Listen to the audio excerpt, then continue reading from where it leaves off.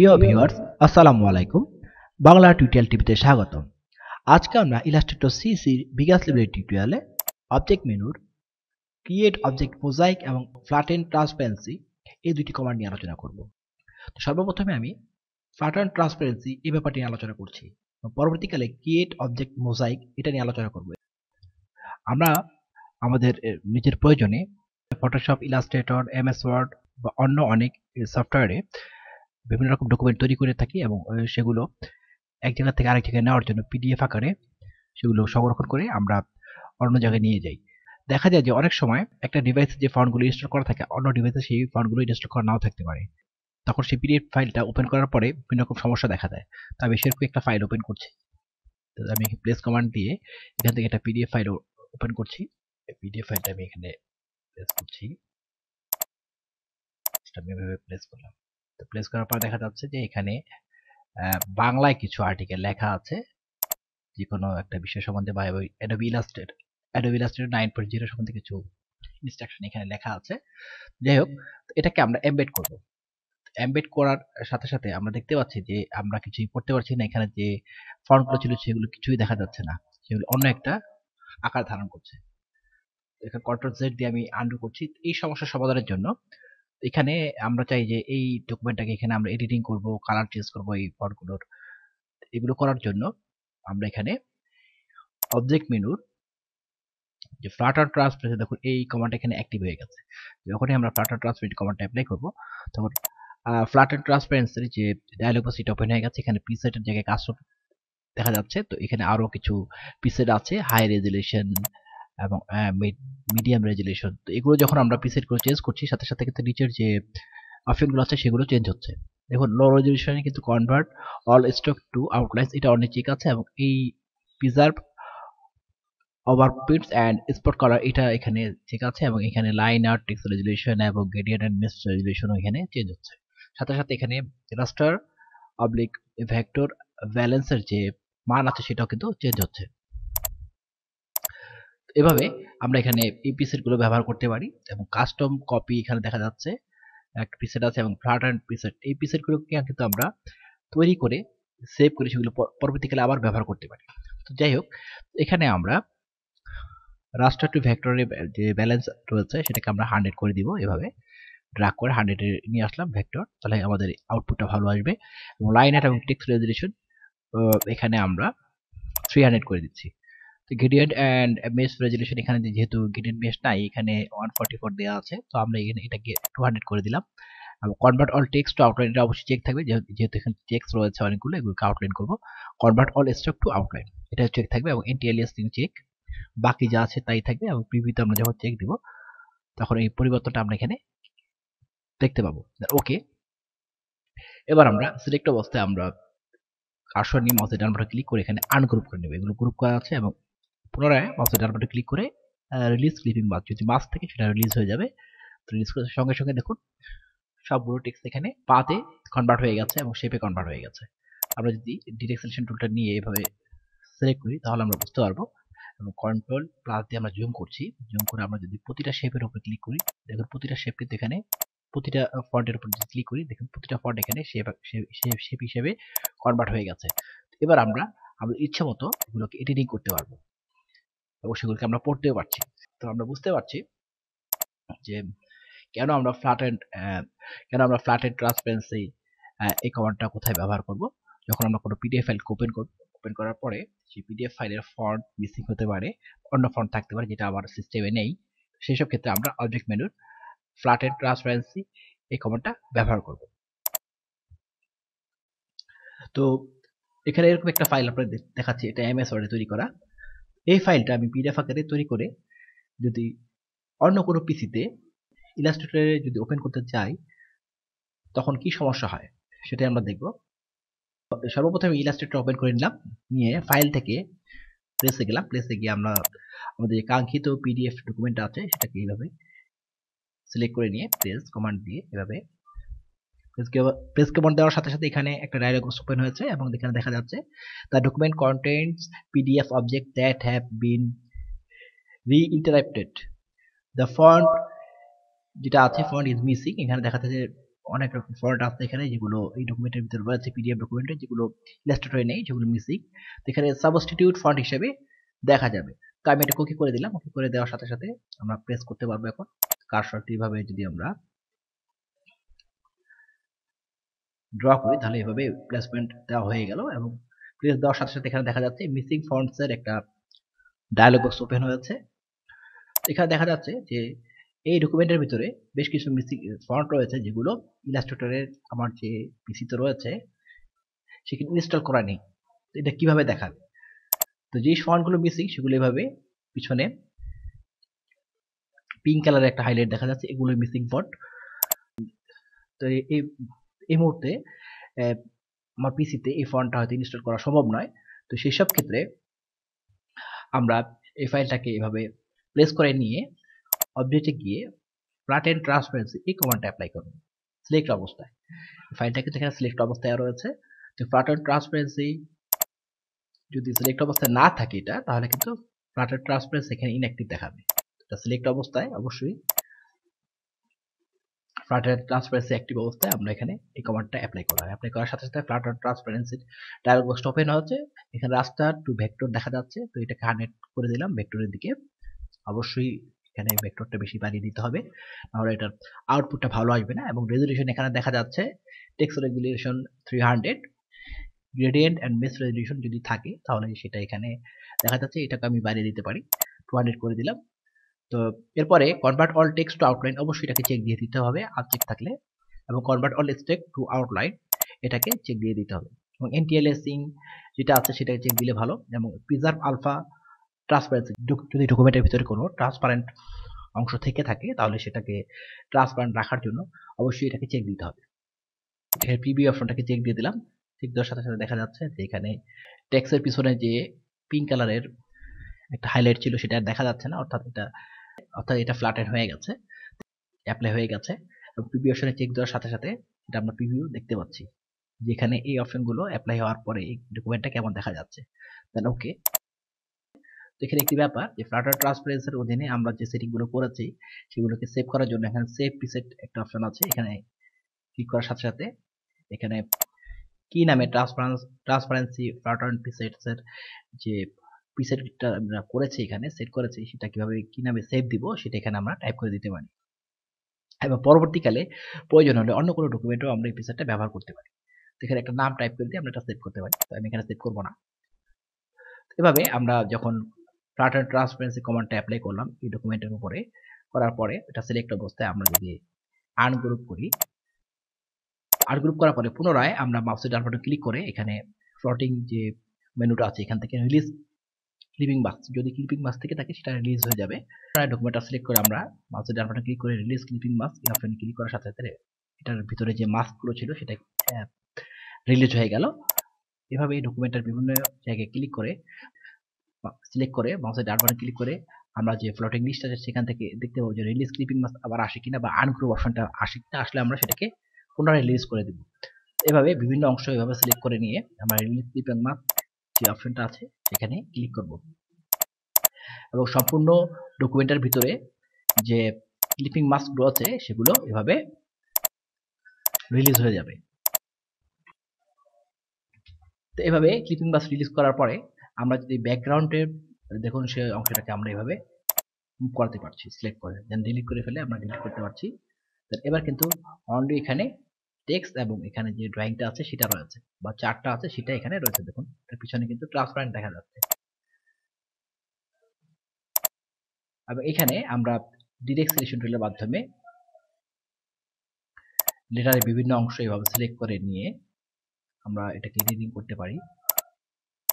এগুলো কিন্তু সব শেপ হয়ে গেছে। তো আমরা দেখলাম অবজেক্ট মেনুর ফ্ল্যাটেন ট্রান্সপারেন্সি এই কমান্ডটা আমরা কোথায় ব্যবহার করব। এবার আমি পরবর্তী যে কমান্ডটা রয়েছে ক্রিয়েট মোজাইক অবজেক্ট এই কমান্ডটা নিয়ে আলোচনা করব। তো সেজন্য আমরা এখানে একটা ইমেজ নিয়ে রেখেছি, এটার উপর আমরা ক্রিয়েট মোজাইক যে কমান্ড আছে সেটা অ্যাপ্লাই করব। তো তার পূর্বে আমরা এখানে কিছু শেপ ড্র করে নিই। এখানে একটা ইলিপস ড্র করলাম এবং এটাকে একটা কালার দিয়ে দিচ্ছি, রেড কালার দিয়ে দিলাম। অবশ্যই সিলেকশন টুলের মাধ্যমে সিলেক্ট করে নিতে হবে। তো এখানে ইলিপসটা সিলেক্ট অবস্থায় আমরা যখন অবজেক্টে যাব গিয়ে দেখবো যে ক্রিয়েট অবজেক্ট মোজাইক এই কমান্ড এখানে ইনঅ্যাক্টিভ। তো আমরা এখানে যে শেপটা ড্র করেছি সেটা তো সিলেক্ট অবস্থা রয়েছে। তাহলে ক্রিয়েট অবজেক্ট মোজাইক এটা ইনঅ্যাক্টিভ কেন? এটা ইনঅ্যাক্টিভ এই জন্য, এই কমান্ডটা অনলি রাস্টারাইজ অর্থাৎ পিক্সেলেটেড ইমেজের উপরে কাজ করে। এটা ভেক্টর যে ইমেজ রয়েছে বা অবজেক্ট রয়েছে তার উপরে এই কমান্ডটা কাজ করে না। তো সেই জন্য ক্রিয়েট অবজেক্ট মোজাইক এই কমান্ডটা অ্যাপ্লাই করার পূর্বে যে শেপ বা যে ইমেজের উপর আমরা এই কমান্ডটা অ্যাপ্লাই করবো সেটাকে অবশ্যই রাস্টারাইজ করে নিতে হবে। যদি রাস্টারাইজ করা না থাকে সেটা সিলেক্ট অবস্থায় আমরা অবজেক্ট থেকে রাস্টারাইজ কমান্ডটা দিয়ে রাস্টারাইজ করে নেব। আমার পূর্ববর্তী টিউটোরিয়ালে এই রাস্টারাইজ সম্বন্ধে আমি আলোচনা করেছি, যারা দেখেননি তারা অবশ্যই দেখে নেবে, তাহলে এখন এটা বুঝতে সুবিধা হবে। তো আমি এখানে 72 দিলাম, রেজোলিউশন কমিয়ে দিলাম। তো এই সেটিং গুলো করে আমি ওকে করে দিলাম। রাস্টার হয়ে যাওয়ার পরে এটা সিলেক্ট অবস্থায় আমরা অবজেক্ট মোডে যাব। এবার দেখতে পাচ্ছেন যে ক্রিয়েট অবজেক্ট মোজাইক কমান্ড এখানে অ্যাক্টিভ হয়ে গেছে, কারণ আমরা যে অবজেক্টটা সিলেক্ট করেছি সেটা কিন্তু এখন আর শেপ নেই, সেটা রাস্টার ইমেজে কনভার্ট হয়ে গেছে। তাহলে আমরা এটাকে ক্রিয়েট অবজেক্ট মোজাইক এই কমান্ডটা যদি অ্যাপ্লাই করি তাহলে ক্রিয়েট অবজেক্ট মোজাইকের যে ডায়ালগ বক্স সেটা এখানে ওপেন হয়ে গেল। তো ক্রিয়েট অবজেক্ট মোজাইক ডায়ালগ বক্সের নিচে প্রথমে দেখতে পাচ্ছি কারেন্ট সাইজ, অর্থাৎ এই যে শেপটা আমরা ড্র করেছি যেটাকে রাস্টারাইজ করেছি সেটার যে বর্তমান সাইজটা রয়েছে সেটা এখানে দেখা যাচ্ছে এবং নিউ সাইজটা এখানে দেখা যাচ্ছে। এটা আমরা পরিবর্তন করতে পারি আমাদের পছন্দ মতো।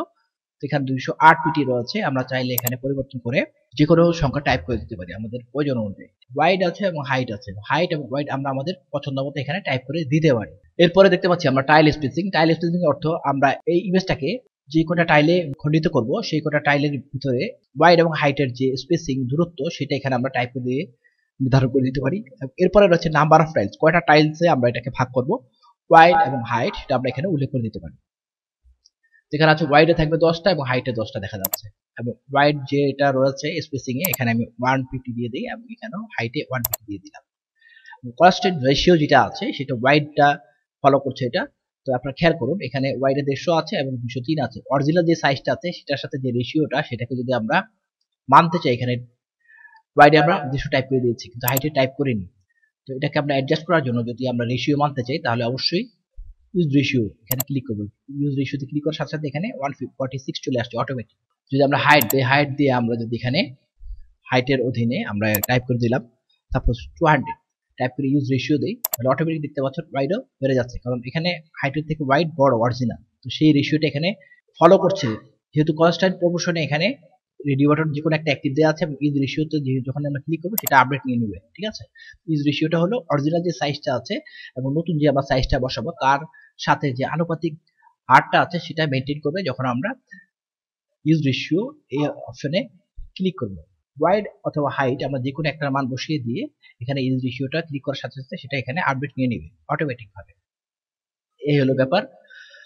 এবং এখানে অপশনস এর অধীনে দেখা যাচ্ছে কনস্ট্যান্ট রেশিও, এরপর দেখা যাচ্ছে রেজাল্ট। আমরা যদি এটাকে ব্ল্যাক এন্ড হোয়াইট অর্থাৎ গ্রে কালার দেখতে চাই তাহলে অবশ্যই রেজাল্টের গ্রের বাঁ দিকে যে রেডিও বাটনটা আছে ক্লিক করে সেটাকে অ্যাক্টিভ করে দেব, আর কালার চাইলে এখানে কালারটা অ্যাক্টিভ করে দেব। রিসাইজ ইউজিং পার্সেন্টেজেস এখানে যদি আমরা চেক দিয়ে দিই তাহলে দেখুন নিউ সাইজের এখানে পিটিআর দেখা যাচ্ছে, এখানে 100% দেখা যাচ্ছে। ঠিক আছে, এখানে আমরা 100% এর সর্বোচ্চ 100% পর্যন্ত দিতে পারবো। এরপর আমাদেরকে 90, 95, 80, 85 ভাবে কমিয়ে কমিয়ে পার্সেন্টেজটা বসাতে হবে। তো আপনারা যেটা খুশি পার্সেন্টেজ যদি ব্যবহার করতে স্বাচ্ছন্দ্য বোধ করেন অবশ্যই পার্সেন্টেজটা এখানে চেক দিয়ে দিবেন, আর না চাইলে পিটিটাই রাখবেন। আমি এখানে আনচেক দিয়ে পিটিটাই রাখলাম। তো রেজাল্টের অধীনে কালার এবং গ্রে দুইটা অপশন রয়েছে। কালারের রেডিও বাটনটা যদি অ্যাক্টিভ থাকে তাহলে অবশ্যই এই ইমেজটা কালার দেখা যাবে, এবং যদি গ্রের যে পাশে রেডিও বাটন আছে সেটা অ্যাক্টিভ থাকে তাহলে ব্ল্যাক এন্ড হোয়াইট আকারে দেখা যাবে।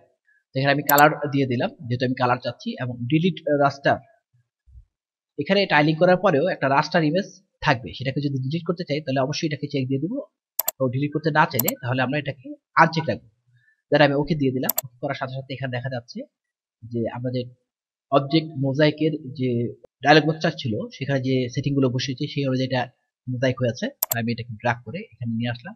তো মূল যে রাস্টার ইমেজটা সেটা এখানে দেখা যাচ্ছে, সেটা অক্ষত রয়েছে যেহেতু আমরা ক্রিয়েট অবজেক্ট মোজাইকের ডিলিট রাস্টার এই অপশনে চেক দিই। যদি আমরা চেক দিতাম তাহলে কিন্তু অরিজিনাল যে রাস্টার ইমেজটা সেটা এখানে থাকতো না। এখানে দেখা যাচ্ছে যে আমরা যেভাবে নাম্বার অফ টাইলস করে মান বসিয়েছি সেইভাবে কিন্তু এখানে টাইলস দেখা যাচ্ছে, এবং স্পেসিংটাও এখানে 150 ছিল সেটা আবার রিসেট হয়ে গেছে। তো সেভাবে এখানে স্পেসিংটা দেখা যাচ্ছে একটা টাইল থেকে আরেকটা টাইল, এবং যে নিউ সাইজটা দিয়েছি সেই সাইজ অনুযায়ী কিন্তু এখানে এটা সেটিং হয়েছে। তো এখানে দেখা যাচ্ছে যে নাম্বার অফ টাইলস ওয়াইডে আছে 10টা এবং হাইটেও 10টা সর্বোচ্চ, এবং এখানে আনুপাতিক যে হারটা সেটা এখানে মেনটেন করেছে, যেহেতু একটা সার্কেল এখানে 10টা টাইল হতে পারে না সেইভাবে এখানে সেট হয়েছে। তো আমরা যদি এখন এখানে ডিলিট রাস্টার দিয়ে এখানে ওয়াইড দিয়ে দিলাম 2pt দিয়ে এখানে আমরা নাম্বার অফ টাইলস এর অধীনে 5 দিয়ে দিলাম, তো এখানে আমি 5 দিলাম, ওকে। এখানে দেখা যাচ্ছে সেইভাবে এখানে টাইলিং হচ্ছে, কিন্তু মূল যে ইমেজটা সেটা দেখা যাচ্ছে না, কারণ আমরা ডিলিট রাস্টার যে অপশনটা আছে সেখানে চেক দিয়ে দিয়েছি। এভাবে টাইলিং করার পরে এগুলো কিন্তু সবগুলো অবজেক্টে কনভার্ট হয়ে গেছে। দেখুন আমি যদি আনগ্রুপ করি, আনগ্রুপ করার পরে আমরা ডাইরেক্ট সিলেক্ট টু দিয়ে সিলেক্ট করি, দেখুন এটাকে আমরা শেপের মতো এডিটিং করতে পারছি। অর্থাৎ যে কোনো রাস্টার ইমেজকে যখন আমরা ক্রিয়েট অবজেক্ট মোজাইক কমান্ডের মাধ্যমে মোজাইকে কনভার্ট করব, তখন সেগুলো পুনরায় অবজেক্টে কনভার্ট হয়ে গেছে। এভাবে সম্পূর্ণ মোজাইকগুলোকে আমরা সিলেক্ট করে নিয়ে চাইলে এগুলোকে স্টক অ্যাপ্লাই করতে পারবো এগুলোর উপর। দেখুন আমি স্টক অ্যাপ্লাই করেছি, দেখুন সম্পূর্ণতে স্টক দেখা যাচ্ছে। কন্ট্রোল জেড দিয়ে আমি আনডু করে ফেললাম, পুনরায় এগুলোকে সিলেক্ট করে নিয়ে ইফেক্ট মেনুতে গেলাম, ইফেক্ট মেনুতে গিয়ে স্টাইলাইজ থেকে রাউন্ড কর্নার্স, এখানে যে রাউন্ড কর্নার্স কমান্ডটা অ্যাপ্লাই করি ইফেক্ট মেনু থেকে, এবং এখানে 10 পিটি আছে, তো আমি 10 পিটি রাখলাম। আর যদি বাড়াতে চাই তাহলে আমি 20 পিটি দিতে পারি। প্রিভিউ অপশনটাকে চেক করে দিলে আমরা এখানে তার পরিবর্তনটা দেখতে পাচ্ছি। তো যতগুলো মোজাইক ছিল, এখানে মোজাইকের টাইল ছিল সবগুলো এখানে 20 পিটি রেডিয়াস রাউন্ড হয়ে গেল, দেন ওকে। এভাবে আমরা সবগুলোকে রাউন্ড করে ফেললাম। এবং এখানে আনগ্রুপ যেহেতু করা আছে, তাহলে আমরা প্রতিটা অংশকে আমরা টাইলকে আমরা এভাবে সিলেক্ট করে করে আমাদের ইচ্ছে মতো মুভ করাতে পারবো এবং এডিটিং করতে পারবো। এভাবে আমরা যে কোনো অবজেক্টকে ক্রিয়েট অবজেক্ট মোজাইক এই কমান্ডের মাধ্যমে মোজাইকে কনভার্ট করতে পারবো। এবার আমি এই ইমেজটার উপরে অবজেক্ট থেকে ক্রিয়েট অবজেক্ট মোজাইক এই কমান্ডটা অ্যাপ্লাই করি। তো এই ইমেজটা যেহেতু রাস্টার ইমেজ, তাই এটা সিলেক্ট করে যখন আমরা অবজেক্ট মেনুতে যাব, তখন আমরা দেখবো যে ক্রিয়েট অবজেক্ট মোজাইক এই কমান্ডটা এখানে অ্যাক্টিভ রয়েছে। তো ক্রিয়েট অবজেক্ট মোজাইক এখানে ক্লিক করার সাথে সাথে পূর্বের মতো ক্রিয়েট অবজেক্ট মোজাইকের ডায়লগ বক্সটা এখানে ওপেন হয়ে গেছে। ওপেন হয়ে যাওয়ার পরে এবার আমি ডিলিট রাস্টার থেকে আনচেক করে দেবো, যেহেতু আমরা অরিজিনাল ইমেজটাকে অক্ষত দেখতে চাই টাইলিং করার পরেও। এবং এখানে রিসাইজ ইউজিং পার্সেন্টেজ, এটা আমি চেক দিয়ে দিলাম, আমরা পার্সেন্টেজটা ব্যবহার করব। তো এখানে আমি ওয়াইড দিয়ে দিলাম 70% এবং হাইট 100% আছে, থাকুক। তো ইজ রেশিও যদি দেই তাহলে দেখুন 70 অন হয়ে গেল, কারণ হাইট 100 রয়েছে, এই অনুযায়ী রেশিওটা 70 অন হয়ে গেছে। 70 এখানে হবে না, কিন্তু হাইট এখানে কনস্ট্যান্ট রেশিওতে হাইট যে রেডিও বাটনটা সেটা অ্যাক্টিভ রয়েছে। তো আমি গ্রেটাকে সিলেক্ট করে দিলাম, সিলেক্ট করে দিয়ে দেখবো যে গ্রে সিলেক্ট করার ফলে এখানে এই কালারটা কেমন দেখা যায়। দেন আমি টাইল স্পেসিং এর এখানে আমি 0.5 দিয়ে দিলাম, এখানেও 0.5 দিয়ে দিলাম। ওয়াইড এখানে আছে 4, তো আমি এখানে বাড়িয়ে 20 দিয়ে দিব, কারণ এখানে যদি আমি 4 দেই তাহলে কিন্তু ইমেজটা সম্পূর্ণ বোঝা যাবে না। দেখুন এরকম দেখা যাচ্ছে। টাইলিং যত বেশি করবো ইমেজটা তত স্পষ্ট আমাদের কাছে দেখা যাবে টাইলিং করার পরেও। তাই আমরা এখানে নাম্বার অফ টাইলসের পরিমাণ বাড়িয়ে দিব। ওয়াইডে আমরা এখানে দিব 50, অথবা এখানে 30 দিতে পারি, 30, এবং হাইটে আমরা দিয়ে দিব 50। ওকে, ওকে দেওয়ার সাথে সাথে এখানে টাইলিংটা দেখা যাচ্ছে। দেখুন আমি এটাকে যদি মুখ করে সরিয়ে রাখি, দেখুন এখানে টাইলিংটা দেখা যাচ্ছে, তাও কিন্তু ইমেজটা স্পষ্ট দেখা যাচ্ছে না। তো এই জন্য আমাদের টাইলিং এর পরিমাণ বাড়াতে হবে। দেন আমরা পুনরায় সিলেক্ট করে অবজেক্টে গিয়ে ক্রিয়েট অবজেক্ট মোজাইক এখানে ক্লিক করলাম, এখানে ওয়াইড আমরা দিয়ে দিব 50 এবং হাইট আমরা দিয়ে দিব 80।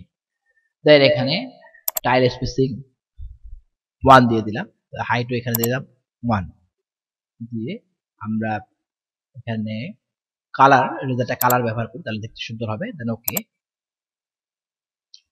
এখানে রেন্ডারিং হচ্ছে, ক্রিয়েট অবজেক্ট মোজাইক দেখা যাচ্ছে, কমান্ড অ্যাপ্লাই হচ্ছে। দেন এখানে মোজাইক করার পরে আমরা এখানে এটাকে পাশে সরিয়ে নিলাম, মূল অবজেক্টটাকে এখানে সরিয়ে রাখলাম।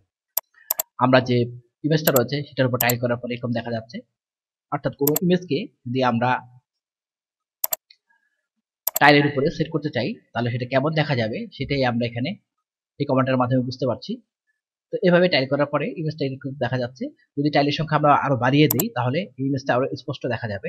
তো আমি এখানে আবার পুনরায় ক্রিয়েট অবজেক্ট মোজাইক টাইলের সংখ্যা আরো বাড়িয়ে দিচ্ছি, ওয়াইড আমি 80 করে দিচ্ছি এবং হাইট আমি 100 করে দিচ্ছি। দেন ওকে, দেখুন এটার রেজাল্টটা কেমন আসে।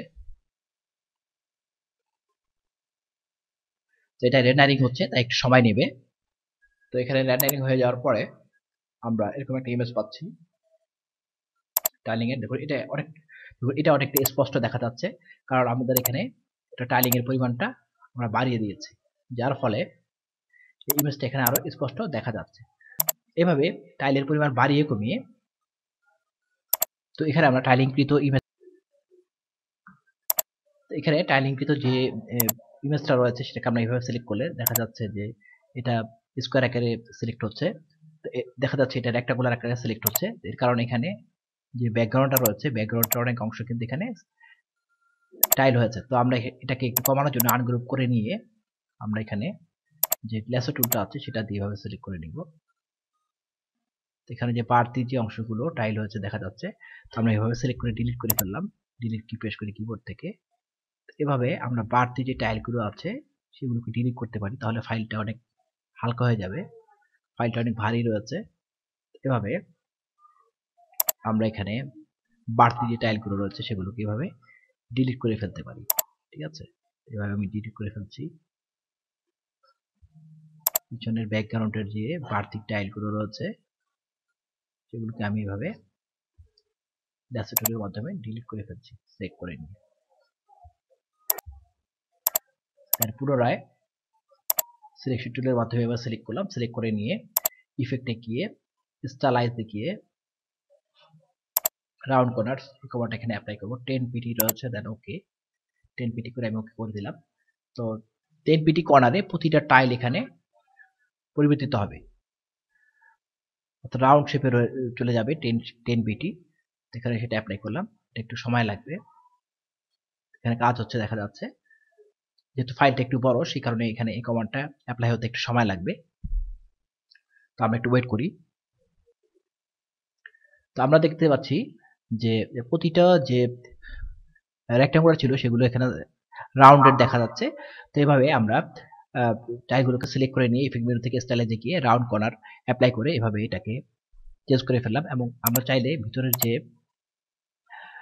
টাইলগুলো আছে সেগুলোকে আমরা ইন্ডিভিজুয়াল ভাবে এভাবে সিলেক্ট করে নিয়ে আলাদা আলাদা ভাবে সিলেক্ট করে নিয়ে ডিলিটও করতে পারি, অথবা শিফট কি চেপে একের অধিক টাইলকে যদি আমরা এভাবে সিলেক্ট করি আমাদের ইচ্ছা মতো সিলেক্ট করে নিয়ে আমরা এটা ফিল কালারটাও চেঞ্জ করে দিতে পারি।